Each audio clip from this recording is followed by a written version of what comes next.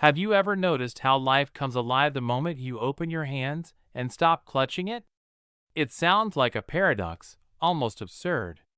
We've been taught since childhood: set goals, fight, control every step, and only then will you find happiness. But what if the secret to freedom lies in the opposite? What if our expectations, fears, and desperate desires are not a foundation, but heavy chains dragging us into an abyss of anxiety? Carl Jung, the genius who unlocked the secrets of the human soul, declared, "The tighter you cling to the illusion of controlling the world, the faster you lose peace." Today, we'll dive into the art of letting go, not weakness, but the key to authentic living. Stay until the end. These ideas could transform everything you thought you knew about yourself. Want to probe your psyche deeper? Join our Telegram channel, link in the description. We live in a world where everything must be right. Perfect love, a thriving career, a flawless life. Everything is supposed to match our inner script. But the moment we grip this vision tightly, life begins to resist. Plans crumble, relationships falter, and turmoil grows within. Attachment, which we take for a cornerstone, becomes a source of unrest. Jung said, "Chase it, and it flees. Accept it, and it comes alive." We're raised in a culture of endless pursuit. Success, status, happiness always lie just beyond the next turn. But this obsession with control stifles true change. Letting go doesn't mean waving a white flag. It's not laziness, but wisdom. A shift from exhausting struggle to mindful presence, where you see reality without the filters of expectation. Jung, exploring the depths of the psyche, uncovered a harsh truth.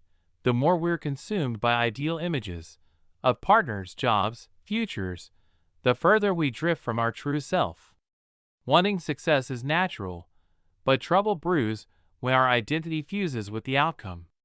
If I am my position, my relationships, my victories, any failure strikes at my very existence. Imagine holding sand in your hands. The harder you squeeze, the faster it slips away. Jung called this the ego's illusion, clinging to its fantasies, terrified of losing meaning. True change comes when we stop battling life's flow, not from powerlessness, but from the realization that the river knows its path better than our plans. When we let go, chaos finds harmony. Opportunities arise without a draining race, anxiety melts, and in its place comes a sense of being fully at home in your life. Letting go doesn't mean abandoning dreams, but freeing yourself from the belief that everything must unfold your way. It's a step from the prison of "I must" into the boundless expanse of awareness, where life breathes freely. But why is it so hard? Jung was ruthless. We don't love people or goals, we love our projections. We expect another person, success, or fame to provide what we lack: love, validation, wholeness. We cast people in roles they didn't choose, either exalting them to pedestals or casting them into the void. This illusion births the pain of attachment. Take Maria, a 40-year-old woman who spent years building a career in a major corporation. She saw herself solely through her title. "I am a director." When she was laid off due to restructuring, her world collapsed. Not because she'd lost her job, but because she'd lost herself. Jung called this merging with a projection. We cling not to reality, but to the image we've crafted. The ego seeks to claim the world, like a child hoarding a toy, but the world doesn't comply. Fear of loneliness disguises itself as ambition, inner emptiness as a thirst for triumph. When illusions shatter, only disappointment remains. But Jung saw this as the psyche's defense. It's easier to blame circumstances than to peer into our shadowed corners. Recognizing projections is like lifting a veil from your eyes. The other person, job, or goal becomes just itself, stripped of our fantasies. It hurts, but it liberates. Maria, after her crisis, began asking, what was she seeking in her career? Why did she fear silence? The answers led her to herself. to fears she'd buried, to dreams she'd silenced. She enrolled in photography courses, started traveling, found new friends. The world didn't end, it unfolded. Jung called this a return to self. When you stop seeking outside, you find within. This isn't the end of the journey, but the start of a new one, where you live, not perform a role. But what happens when illusions collapse? The ego panics, grasping at what can't be held. Jung emphasized the difference. Having a direction is harmony. Controlling every step is fear masquerading as strength. We make plans, anticipate risks, as if that guarantees safety. But life is a dance of chaos and order. Control is an anesthetic, numbing vulnerability. Instead of feeling, we plan. Instead of living, we hide behind goals. Jung said, neurosis is an escape from authentic experience. Control steals spontaneity, without which life grows bland. Picture an artist who hasn't painted for years, fearing his work won't be a masterpiece. He suffers until he drops the brush, and in the silence, a sketch bursts forth, alive with energy. Or recall Alex, a friend who spent years trying to save his marriage by controlling his wife's every move. When he let go, not from weakness but exhaustion, he noticed he was breathing freely for the first time in years. The marriage didn't survive, but Alex found himself. He started morning runs, read philosophy, launched a small business. Letting go is a breath, allowing you to be alive, not a machine chasing guarantees. The ego believes without it, everything will fall apart. But Jung saw the unconscious as an ally, not a foe.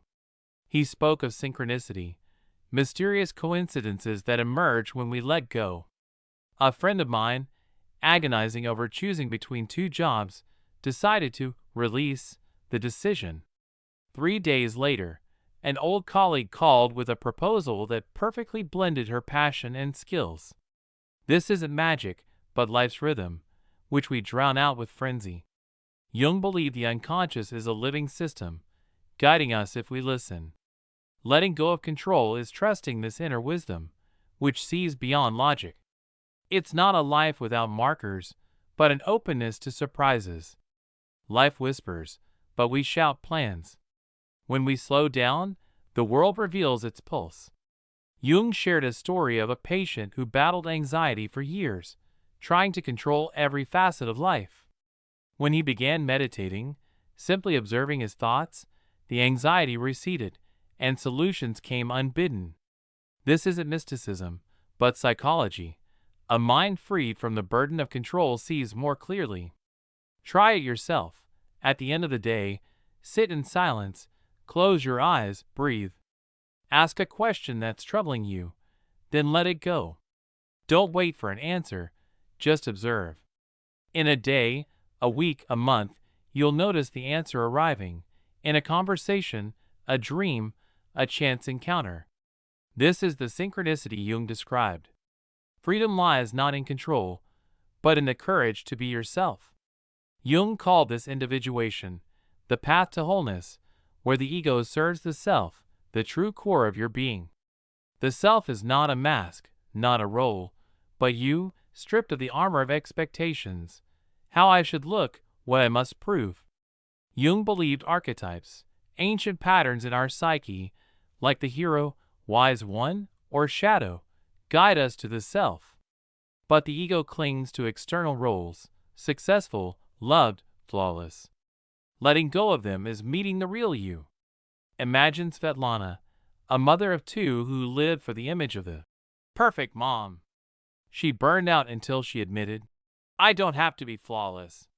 She started writing poetry, taking solo walks, and her children, seeing her joy, grew closer.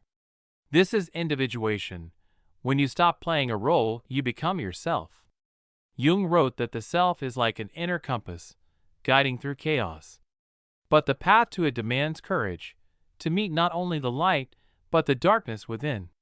The persona, the social mask, is another trap. Jung saw it as a bridge to society, but perilous if we forget who's behind it. We play roles, strong, spiritual, perfect, but it drains us. Think of Sergey, a manager who hit exhaustion to seem a leader. He burned out until he told his team, "I need a break." That step was like shedding shackles. Letting go of the persona is risking vulnerability. But only then does honesty emerge. Jung said, "He who looks outward sleeps, he who looks inward awakens." The mask is a dream, where you're merely a facade. Awakening is meeting the complex, living you. The shadow is another challenge. Jung saw it as everything we conceal: fears, weaknesses, shame. The more we deny it, the more it rules. Picture Olga, who suppressed anger, deeming it improper. The anger erupted in quarrels, wrecking her marriage. When she began journaling her feelings, anger became her teacher, showing where she betrayed herself.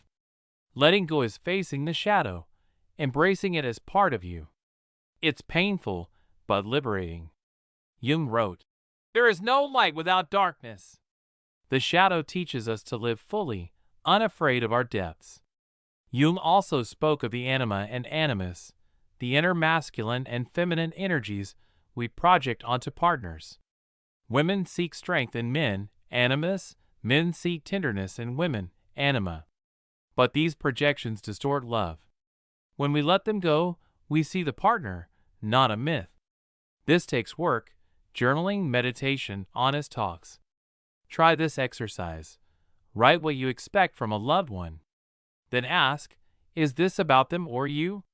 The answers will reveal your projections. Love suffers from illusions. We love not the person, but an image, expecting them to fill our voids. Jung was stern. True love begins when projections fall. Letting go is loving without chains, seeing the other, not a fantasy.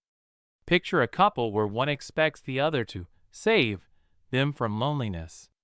When expectations crumble, true connection begins, or an honest parting. Love without possession is a gift, not a debt. Recall Anton, who spent years trying to fix his partner. When he let go, he found peace, and she found freedom. Their paths diverged, but both were happier. When the mask falls and illusions fade, pain arrives. Jung saw it not as a mistake, but a path. Letting go is grieving who you weren't. It's loss, but also rebirth. Emptiness frightens, but it holds the seeds of the new. Suffering, faced consciously, births wisdom. Jung likened it to alchemy. From pain comes the gold of the soul. Think of Ekaterina, who lost the job that defined her life. In the void, she discovered ceramics, and it became her calling. Emptiness is not an end, but a beginning. When you let go, the world comes alive. Emptiness becomes soil where ideas, feelings, life sprout. Jung spoke of psychic energy returning when the ego steps back. It flows into creativity, not just art, but a new way of living. You write poetry, walk in the rain, love without needing to prove. Creativity isn't only paintings, but the courage to live your way. After a divorce, a friend of mine started baking bread just for joy. It was her return to herself. Letting go lets energy flow. Jung believed letting go is a bridge to synchronicity when life itself offers answers. In the 1920s, he faced a crisis, abandoning his conventional life to explore the unconscious.